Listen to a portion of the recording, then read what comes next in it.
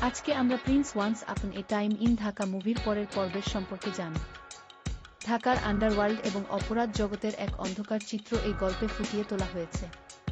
একজন সাধারণ তরুণ কিভাবে পরিস্থিতির শিকার হয়ে অপরাধ জগতের সম্রাট হয়ে ওঠে এবং পরবর্তীতে নিজের ভুল বুঝতে পেরে সেই জগৎ থেকে ফিরে আসার চেষ্টা করে, সেটাই এর মূল কাহিনী। ক্ষমতার লোভ, প্রিয়জনদের বিশ্বাসঘাতকতা এবং আইনের সাথে প্রতিনিয়ত লুকোচুরি খেলা এই গল্পটিকে অত্যন্ত গতিশীল করে তুলেছে। আধুনিক সিনেমাটোগ্রাফি এবং দারুণ সব অ্যাকশন সিকোয়েন্সের মাধ্যমে ঢাকার চেনা রূপকে এক ভিন্ন আঙ্গিকে উপস্থাপন করা হয়েছে, যা দর্শকদের শেষ পর্যন্ত ধরে রাখে।